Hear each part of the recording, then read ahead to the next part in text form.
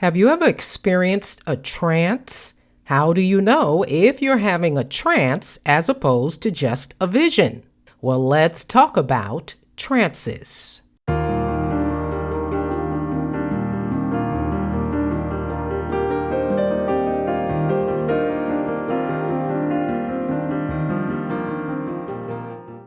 So, what is a trance? Is it the same thing as a vision?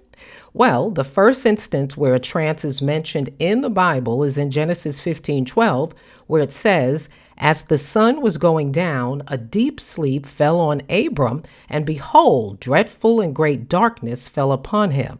God was showing Abram at the time the trials that his descendants would have to endure. Now, the Hebrew word for the phrase deep sleep in this passage is tardama, which describes being in a trance-like state, a state which is more profound than ordinary sleep.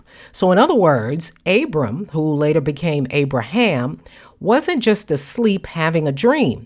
He was actually in a trance or trance-like state. So a trance is a vision, but it's a deep visional state. So in this video, I'm going to describe 5 characteristics of a trance so that you can know if you've had this special type of vision. Number 1, trances are divinely initiated by God. So trances occur when God desires to reveal something significant, such as a vision or an important message or direction. This is what Paul experienced, as mentioned in Acts 22:17, which says, "Now it happened when I returned to Jerusalem and was praying in the temple that I was in a trance and saw him saying to me, 'Make haste and get out of Jerusalem quickly, for they will not receive your testimony concerning me.'"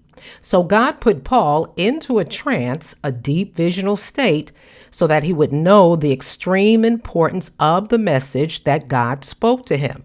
Now, it's important to know that demons can also initiate or induce trances or a trance-like state if they are allowed to. For example, taking substances such as ayahuasca, mushrooms, and LSD can cause hallucinations, false visions, and trance-like states, giving demonic spirits access to your soul.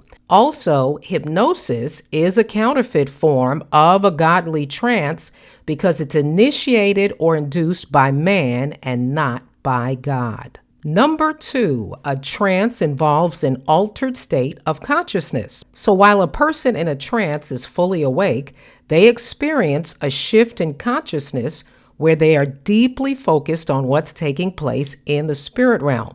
In other words, they are completely overtaken by the vision.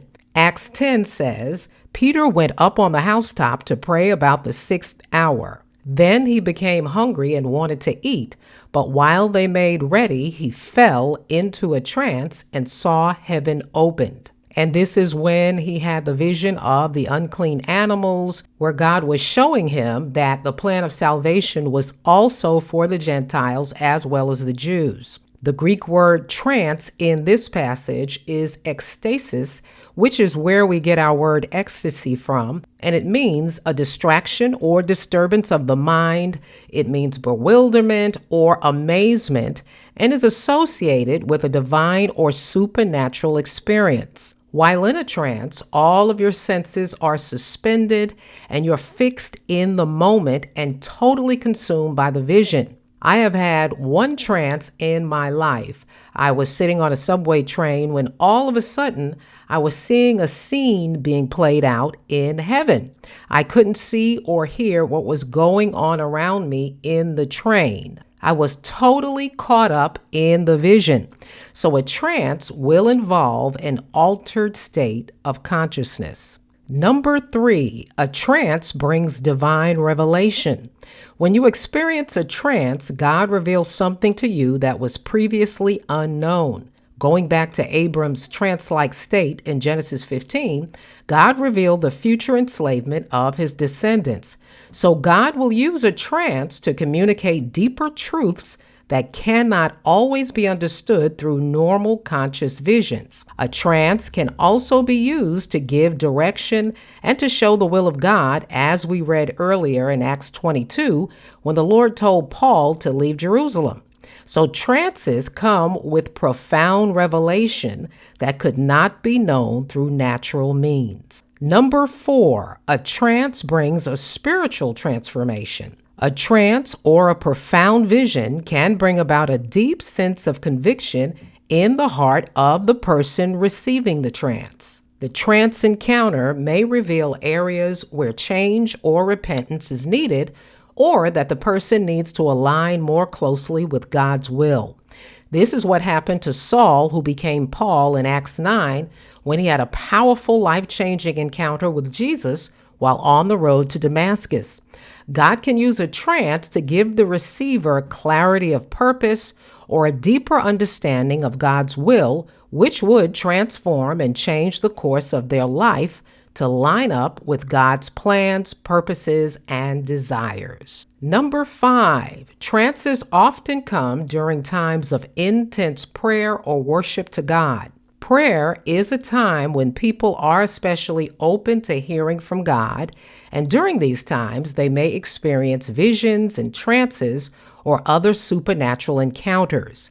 Abraham, Peter, and Paul were in prayer or deep contemplation at the times they experienced their trances. Also, Daniel had powerful visions and encounters with angels during times of prayer and seeking God. So a trance is a vision, but it's a deep visional state where God will give important revelation that he does not want the receiver to miss.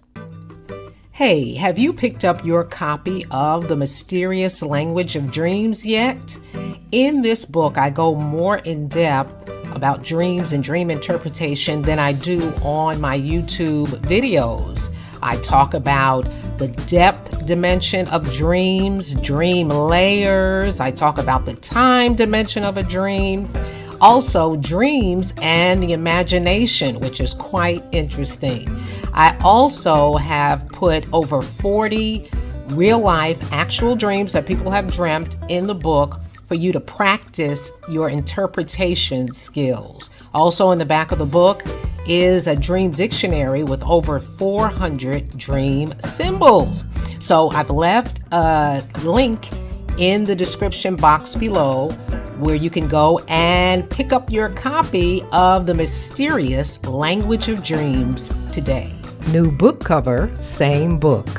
Have you ever experienced a trance or a deep, profound vision? If so, I want to hear about it. Leave it in the comments section.